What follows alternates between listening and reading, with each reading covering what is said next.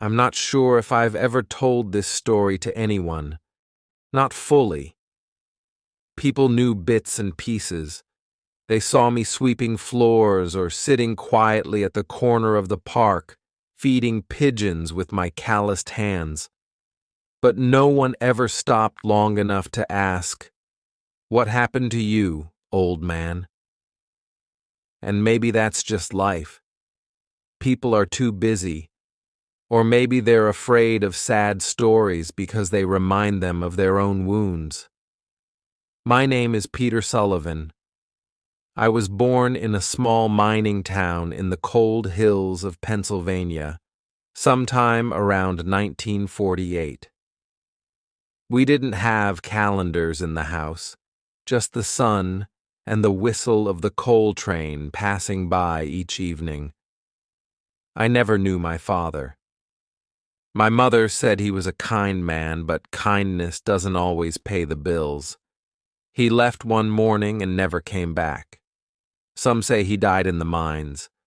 Others say he simply couldn't take the pressure of poverty and ran. I stopped asking after a while. Mom worked as a cleaner at the town church. She used to come home with her hands red from scrubbing the stone floors and her knees aching from all the bending. But I never heard her complain. She'd come in, make us some boiled potatoes with salt, and kiss me on the forehead like it was a feast. That kiss was the only luxury I knew for years. I used to shine shoes outside the train station. Old men, soldiers, tired nurses, they all passed by. Some gave a coin, some didn't even give a glance. But I kept brushing, polishing, wiping the dust from shoes that had walked farther than I ever dreamed of. People often say children shouldn't suffer, that it breaks something in them. Maybe that's true, but I think suffering also teaches you something schools can't. It teaches you silence, and endurance, and a kind of hunger, not for food, but for respect. Chapter 2. The Broken Shoes. I was 10 when I first noticed my shoes had holes in them. Not the kind that just let in a little dust, the kind that showed your socks, your skin, your pride. Winter was cruel in our town. The wind didn't just bite, it chewed you up. But I kept walking. I had to. School was 2 miles away, and if I didn't go, I wouldn't get the free lunch they offered. Sometimes I think I learned math just by counting the steps to the cafeteria. One day, as I was walking home with my toes nearly frozen, I saw a boy about my age on the other side of the street. His coat was thick, clean, and warm-looking. His shoes were polished, leather shining like they were made of gold. He looked at me once, then looked away. Not because he was rude. No, he was probably just raised in a world where boys like me didn't exist. That night, I sat on the floor while my mother massaged my feet with warm oil. She didn't say a word, but her hands trembled. I knew she'd seen the holes too, and I knew she was thinking about how she could fix them. Not the shoes. Life. "You'll grow out of them soon," she whispered. I didn't say anything. I didn't want to grow out of them. I wanted them to become new. I wanted them to look like the ones that Rich Boy had. But life doesn't work that way. The next morning, I found a surprise on the table. My old shoes, stitched with black thread around the holes. The stitching wasn't pretty. In fact, it made the shoes uglier, but it kept the cold out. That's love, I guess. Sometimes love doesn't make things beautiful. It just makes them bearable. I wore those shoes until my feet bled, until the stitching came undone again and again, and every time my mother would fix them with shaking hands. We couldn't afford new shoes. but we could afford sacrifice. And that's what she gave me every day. I never forgot those shoes. They were more than leather and thread. They were proof that someone loved me enough to keep me walking. Chapter 3. The Day I Didn't Cry. I was 14 the day my mother collapsed in the kitchen. It was a Sunday. I remember that because Sunday was the only day we all sat down to eat together. My younger sister had made tea, too watery, too sweet, but it was something. We were laughing or trying to when we heard the cup shatter. We turned and saw her lying on the floor, her body trembling, her eyes wide open but empty. My heart stopped, but I didn't cry. Not then. I rushed to her side, calling her name again and again. My hands were shaking so hard I could barely hold her. My sister stood frozen, the tea dripping from the broken cup onto the floor.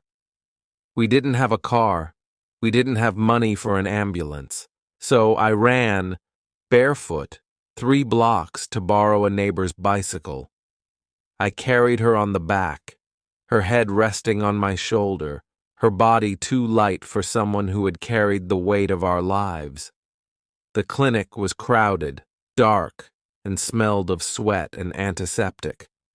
The doctor took one look at her and said, "She needs rest, food, less stress."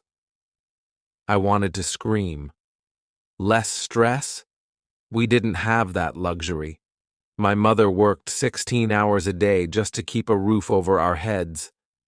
What stress should she give up, hunger or rent? That night, I sat by her bed, listening to her breathe.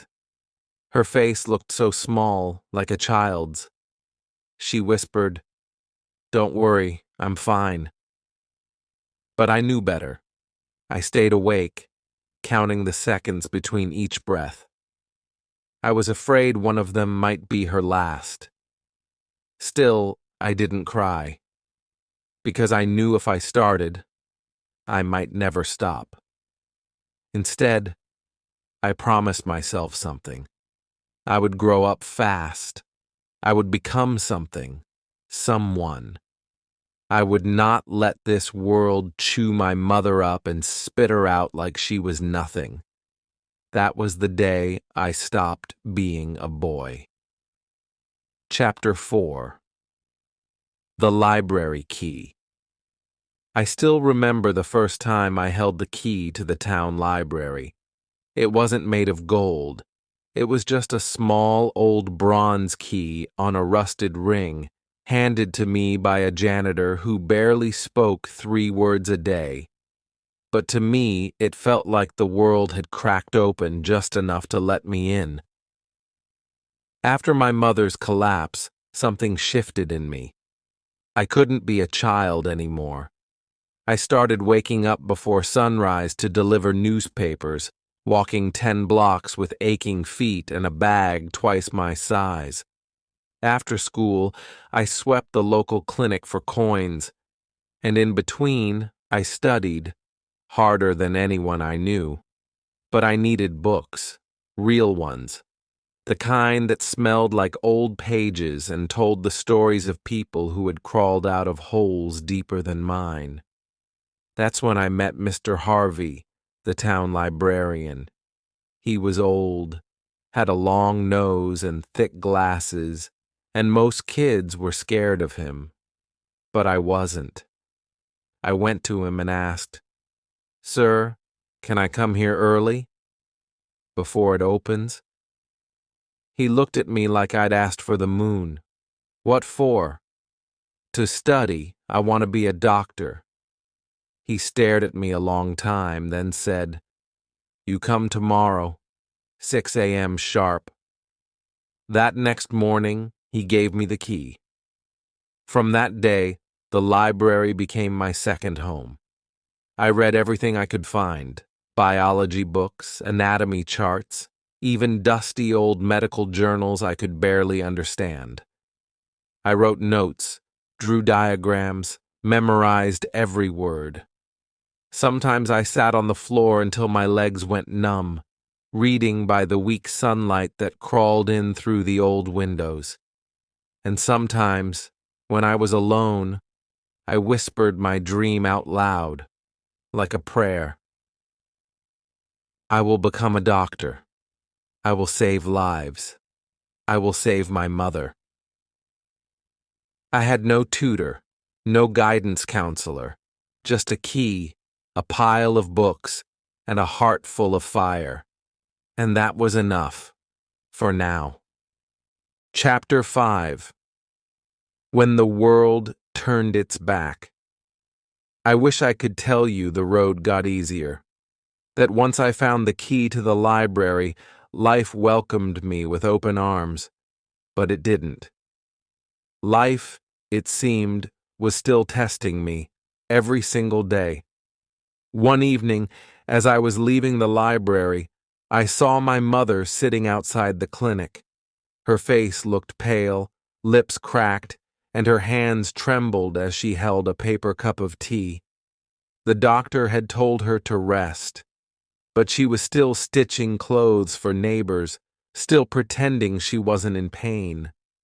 I remember walking up to her and asking, "Why don't you stop working, Mom?" And she said, "Because if I stop, you stop, and I can't let that happen."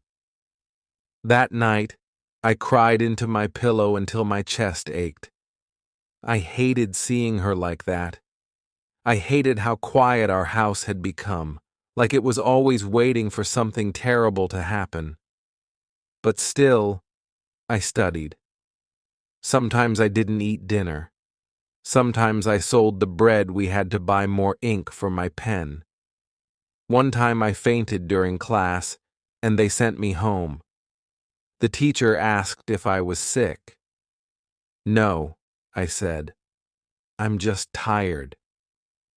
The truth was, I was breaking, but I didn't want anyone to see. There was a boy in my school, Mark. He was the top student. Rich, always dressed well, confident. One day he saw me studying in the hallway during lunch. He laughed and said, "You think you'll ever become a doctor? Look at your shoes." They were torn. He was right. But I looked up and said, "One day I'll fix shoes like these with my own hands. I'll help people walk again." He stopped laughing. It was in that moment I realized something. The world doesn't give you chances. You take them. You fight for them, even when the world turns its back on you. So I kept going. Every page I turned was a small rebellion. Every test I passed was a victory. And every night I saw my mother still breathing, still holding on. I knew I had to keep climbing, even if I had to crawl. Chapter 6. A letter, a window, a dream. I was 16 when the letter came. It was wrapped in a thin white envelope with the name of the city hospital printed on the corner. For a moment, I thought something had happened to my mother. My hands trembled as I tore it open. Inside was a message that would change everything. "You have been selected for the pre-medical internship program at St. Catherine's General Hospital. Report on the 5th of next month." I read it again and again.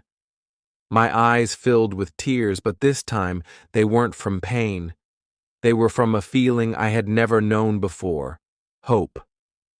I ran home, holding the letter like it was gold. My mother was sitting near the window, sewing a shirt. When I handed her the letter, she looked confused, then cautious, then something in her face softened. She read it slowly, her lips moving silently. She looked up at me, and for the first time in years, I saw her smile. Not a small smile, not one of those tired ones. but a real, full smile. The kind that makes you feel like the sun has finally risen after years of darkness. "You did it," she whispered. "No, we did it," I told her. But the road was far from over. The hospital was in another part of the city, and the internship meant long hours, no pay, and long walks. I couldn't afford the bus, so I walked 2 hours every morning and 2 hours every evening. My shoes gave up, but I didn't. The first time I held a stethoscope, I didn't know which side to use. I was scared. Everyone around me came from rich families, spoke perfect English, and looked like they belonged. But I stood there anyway. I stood in the hallway of that big hospital, smelling antiseptic and fear, and I thought, maybe I belong here too. Maybe dreams don't care where you're from, only how far you're willing to go. So I listened. I observed. I cleaned. I assisted. I did everything they told me, and I did it with all my heart. One night, as I was about to leave, an elderly patient called me over. "You remind me of my granddaughter," she said. "She wanted to be a doctor too." "What happened to her?" I asked. "She died," she whispered. I didn't know what to say, so I just held her hand and said, "Then I'll be a doctor for both of us." She smiled with closed eyes. In that cold hallway, holding the hand of a stranger, I knew I wasn't just chasing a degree. I was chasing meaning. I was chasing a life where I could matter, and somehow, it mattered to her. That was enough. Chapter 7. Scrubbing floors, studying stars. The hospital smelled like bleach, blood, and broken stories. Most days, I started by mopping the pediatric wing before my shift. I wasn't officially hired for cleaning, but I couldn't help myself. The nurses were always too tired, and the kids, those fragile little bodies battling fevers and tumors, deserved a clean floor under their beds. After cleaning, I'd change into my white coat. Well, it was more gray now from daily use, and shadow Dr. Malik, one of the strictest doctors in the hospital. He never smiled, never praised, only corrected. Every mistake I made, every word I mispronounced in English, every note I missed on a patient chart, he pointed it out sharply. But I respected him, because he knew things I wanted to know, because behind his harsh voice was a man who had once been poor like me, who had walked to school barefoot, who had studied under streetlights. He never told me that. I overheard it one night in the break room when he thought no one was listening, and that night I cried again, but not because I was sad. I cried because I realized people like him did exist. I cried because I wasn't alone. At home, things were just as hard. My mother's health was getting worse. Her cough wouldn't stop, and the medicines were getting more expensive. Sometimes she went to bed without dinner so I could eat. One evening, she saw me mixing sugar with water and salt. "Why are you drinking that?" "It helps with energy," I lied. She knew I was starving, but she just nodded. That was her way of loving me without making it worse. I studied at night, old medical books from the hospital's donation bin, written in English so difficult I had to keep a dictionary open beside me. I underlined every word I didn't know. I memorized every part of the body, every Latin root, every disease. I was still just an intern, but my mind was becoming sharper, stronger. I began to see patterns in fevers, in symptoms. I began to guess what was wrong before the doctors confirmed it. One day, a nurse handed me a newborn with a rare heart defect. "We're out of staff. Just hold him until surgery." He was so small. His chest barely moved with breath. His eyes wouldn't open. I sat in a corner and whispered, "I don't know if you'll make it, but if you do, I'll be your doctor someday." And I meant it. Chapter 8. The envelope on the bench. One cold evening, after finishing my shift, I sat on the hospital bench outside the emergency ward. My legs ached, my shoes were torn, my body begged for rest, but my mind refused. I took out a biscuit from my pocket, soft, crumbled from being in there all day. That was dinner. I watched people come and go, cars arriving in panic, families crying, doctors rushing with stretchers. That bench had seen everything: birth, death, miracles, and disasters. But that night, it saw something else. As I stood up to leave, I noticed a white envelope taped under the bench. It was clean, dry, and had only one word written on it: "You." I looked around. No one seemed to notice it. Curious and cautious, I opened it. Inside was a single sheet of paper and $500 in cash. The note read, "You clean the floor every morning before the nurses arrive. You stay after hours and whisper to patients when no one else cares. You think no one sees you, but I do. Keep going. The world needs doctors like you." An observer. I froze. The cash trembled in my hands. I looked around again. Nurses, patients, families. But no one looked at me. I wanted to cry, but I couldn't. My heart was too full. Not from the money, though we desperately needed it, but from the words. Somebody saw me. Somebody noticed the things I thought were invisible. That envelope changed everything. I used part of the money to buy warm food for my mother and a new pair of shoes. With the rest, I registered for an advanced anatomy course that I couldn't afford before. I walked differently after that. Straight, stronger, because now I had proof that my silent efforts mattered. That kindness had eyes. That somewhere, somehow, someone believed in me. Chapter 9. The Man with the Limp. A few weeks after I found the envelope, a new patient came into the emergency ward. He was in his late 50s, limping heavily, wearing a navy blue coat worn thin with time.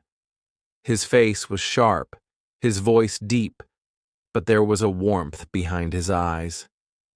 He had fallen down the stairs in a train station. Nothing life-threatening, just a fractured ankle and bruised ribs. I helped wheel him to the X-ray room. He kept watching me. "Young man," he said, "you're not just a nurse, are you?" "No, sir," I replied politely. "I'm a trainee. I'm studying medicine." He smiled faintly. "I thought so. You've got that hunger in your eyes. Not for money, but for purpose." His words startled me. It wasn't the first time a stranger had looked deeper than I expected. Over the next few days, I checked on him regularly, cleaned his wound, helped him eat, even brought him tea from the small stand outside. Tea I paid for myself. We talked often. He told me he once taught literature at a university before a stroke affected his memory and balance. Now he lived alone. I told him about my mother, my past, my dreams. Carefully, slowly. one story at a time. He listened like it mattered. On the day he was discharged, he asked me to walk him out. I held his arm as we reached the gate. He stopped and turned to me. "Do you know why I noticed you?" I shook my head. He took out a small, leather-bound notebook from his coat pocket and handed it to me. "I watched you for days," he said, "and I wrote about you, about your patience, your silences, your grief, your strength." I opened the notebook. The first page read, "The man who walks with broken shoes but unbreakable spirit." I couldn't breathe for a moment. He smiled, tapped his cane, and said, "Don't just be a doctor, be a story." Then he turned and walked away, limping but proud. I clutched the notebook to my chest. It didn't matter that I had no father. The world was full of strangers who filled the gaps we never knew could be filled. That day I learned something new. Sometimes people we heal also heal us in return. Chapter 10. The Day My Hands Shook. 3 years later, I stood at the door of the operating room, gloved and gowned, my heart beating like a drum. I was no longer just a trainee. I had finally earned the title doctor. But titles mean little when you're about to cut into a human body for the first time. It was a simple appendectomy, a routine case. But as I looked down at the unconscious boy on the table, something happened. My hands, steady all these years, trembled. The scalpel in my grip felt heavier than it should have. I remembered the days I had bandaged wounds with shaking fingers, working through tears. I remembered cutting bread with my mother, holding her thin hand to guide the knife. I remembered the cold winter nights when I had prayed just for a blanket, not a white coat. Now I was here, inside a sterile room, under white light, surrounded by trained nurses and expectant eyes. "Doctor?" the surgeon beside me asked gently. "Would you like to proceed?" I nodded, my fingers steadied, because I wasn't alone. Behind me stood every version of me that had fought to reach this day. The boy who sold candy, the teenager who studied under a street lamp, the young man who washed blood off the floors without complaint. I made the incision, clean, confident, calm, and in that moment, I didn't just cut skin. I cut through fear, through memory, through years of struggle. The surgery ended smoothly. When the patient woke up, I was the first face he saw.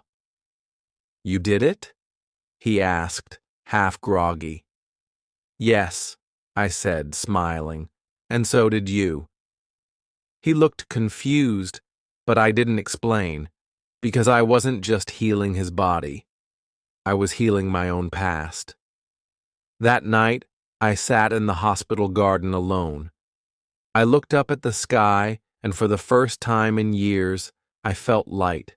Not rich, not famous, just free. Free from the weight of doubt.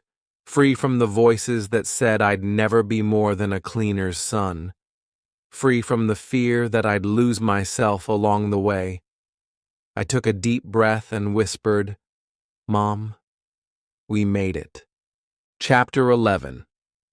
The Price of Dreams. The hospital became my second home. The scent of antiseptic, the hum of machines, and the constant footsteps in the hallway all became part of the rhythm of my life. But as the days turned into months, I realized that there was something missing. Something I hadn't even noticed was absent until it became painfully obvious. I was lonely. I had buried myself in work, believing that if I just kept pushing forward, everything would fall into place. But somewhere along the way, I had forgotten how to connect with the people around me. I had given up on relationships, on friendships, on love. I thought in my mind that I was doing the right thing. I was too focused on my work to notice the empty spaces in my heart. But as I stood in the break room late one evening, staring into the cup of coffee in my hand, I realized that no amount of success could fill the hollow ache I felt inside. I had built a life for myself from nothing, but I had forgotten that the most important things in life aren't bought or achieved. They're the moments shared, the people you hold close, the hands that pull you up when you fall. I had learned to fight for my dreams, but now I had to learn to fight for the relationships that mattered. I thought about my old friend Maya, the one I'd left behind when I entered medical school. We'd been inseparable as children, laughing under the stars, talking about our dreams. But somewhere along the way, I had lost touch with her. I had become so consumed by my ambitions that I had forgotten the people who had once stood by me. I reached for my phone. A simple text. Maya. I'm sorry, can we talk? Within moments, she replied, I've been waiting for you to say that. And that was the beginning. We met at a small cafe, just like the ones we used to frequent when we were kids. The familiarity of the place, the warmth of her smile, the way the air felt like home, everything came rushing back. I'm sorry, I said as I sat across from her. I let my dreams get in the way of our friendship. She smiled softly, her eyes filled with a knowing sadness. We both did. You got so lost in becoming someone else that you forgot who you were. But it's okay. I'm here. We talked for hours about everything and nothing. She told me about her own struggles, her own dreams. She had built a life too, but in a different way. A simpler way, perhaps, but one that brought her happiness. I watched you struggle, she said, her voice gentle. I watched you fight for your dreams, and I admired you. But sometimes it's okay to stop and breathe. It's okay to slow down. I had spent so many years running, trying to be more than the boy who started with nothing. But in that moment, I realized that perhaps I didn't have to run anymore. Maya had shown me something I hadn't known I needed to see. Balance. It wasn't just about achieving my goals. It was about living, about embracing the people around me, about being present.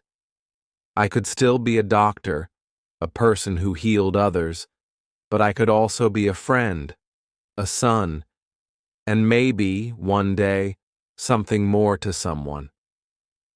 I didn't need to give up one dream to make room for the other. I could have both, if I allowed myself to. Chapter 12. Healing from Within. The next few months passed in a blur of patients, surgeries, and late nights at the hospital. But something had shifted inside of me. I was no longer consumed by the need to prove myself to the world. I had proven to myself that I could be strong, that I could overcome any obstacle. But now, I was learning that strength wasn't just about surviving. It was about living, about allowing myself to experience the fullness of life. Maya and I kept in touch. It wasn't always easy, but I made time for our conversations, for the laughter that came so easily when we were together. She reminded me that I didn't have to be perfect. In fact, it was my imperfections that made me real, made me human.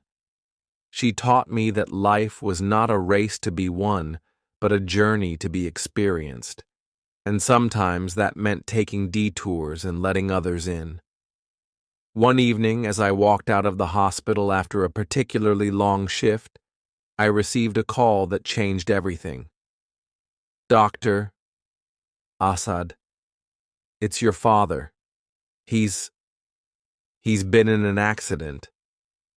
The world seemed to slow down, as if everything was happening in slow motion. My heart pounded in my chest, and for a moment I couldn't breathe.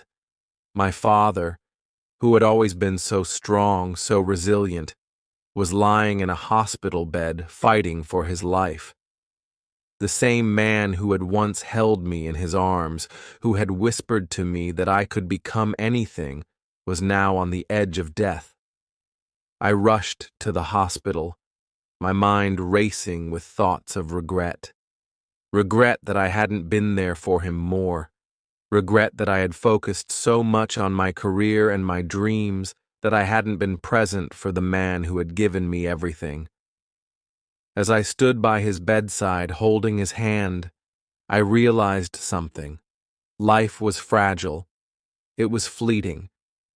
We spend so much time trying to chase our dreams, to achieve success, that we often forget to cherish the people who love us, the people who need us. And now I was facing the harsh reality that time was a gift I hadn't fully appreciated until now. The doctors worked tirelessly to stabilize my father. I watched as they rushed around, their faces tense, their voices low. I couldn't do anything but stand there, powerless. But as I held his hand, I whispered to him, "I'm here, Dad. I'm here."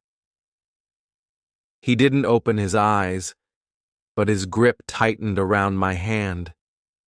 It was all I needed to know that he could still hear me, that he knew I was there.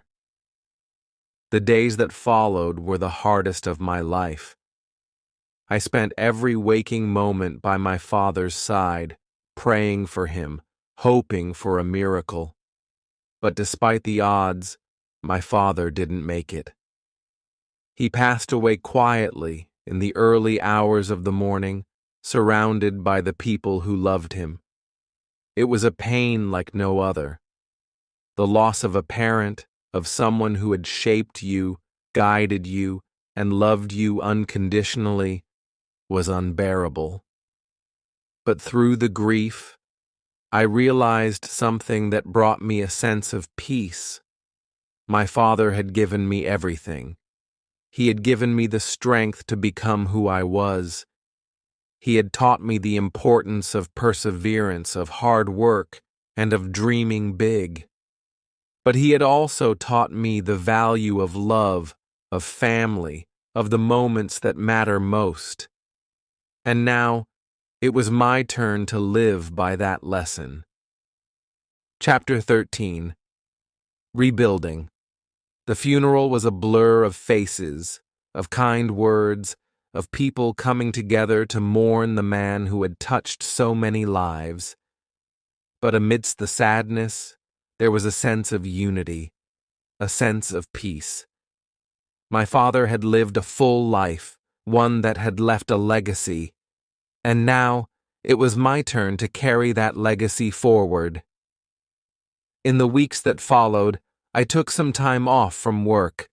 I needed to heal, to reflect, to process the loss. I spent time with my family, with Maya, and with the people who truly mattered. I allowed myself to grieve, but I also allowed myself to live again, to experience joy, and to be present in the moments that mattered. I returned to the hospital, but I was different. I had learned that being a doctor was important, but so was being a person. I didn't need to sacrifice one for the other. I could be both, a healer and a friend, a professional and a human. I began to focus more on my patients as people, not just as cases. I took the time to listen, to understand their fears and hopes. And in doing so, I realized that healing wasn't just about fixing the body. It was about mending the soul, about offering hope when there seemed to be none. And then, one day, something unexpected happened. As I walked into my office after a particularly difficult surgery, I found a letter waiting for me. It was from a young woman, a patient I had treated a few months earlier. "Dear Doctor Assad," the letter began, "you saved my life. But more than that, you gave me hope. You reminded me that there is always something worth fighting for. You healed me in ways that words can't describe." The words hit me like a wave. In that moment, I realized that I had truly made a difference in someone's life. I had given them something that no surgery or medication could, a reason to keep going. And as I stood there, holding the letter in my hands, I knew that I had found my true purpose. It wasn't just about being the best doctor. It was about being a person who made a difference, who touched lives, who gave others the strength to fight, to hope, and to live. Chapter 14. The Legacy of Love. Years passed and life continued to unfold before me. I became a well-respected doctor, known not just for my skill but for my compassion. But through it all, I never forgot the lessons I had learned from my father, from Maya, and from the people who had helped me become the person I was. I never stopped dreaming, but I also learned to appreciate the small moments, the laughter shared with friends, the quiet moments spent with family, and the joy of simply being alive. One day, as I sat in my office, reflecting on my journey, I received a call. It was from Maya. "I have some news," she said, her voice filled with excitement. "I'm getting married." My heart swelled with happiness for her. "That's wonderful, Maya. I'm so happy for you." As we talked about her upcoming wedding, I realized that life had come full circle. The dreams I had once chased so fiercely were still there, but they were no longer the only thing that mattered. The people I loved, the moments we shared, those were the things that truly defined me. And as I looked out of my office window, watching the sun set on another day, I knew that my father's legacy lived on in me. He had taught me to dream, but more importantly, he had taught me how to live. The end.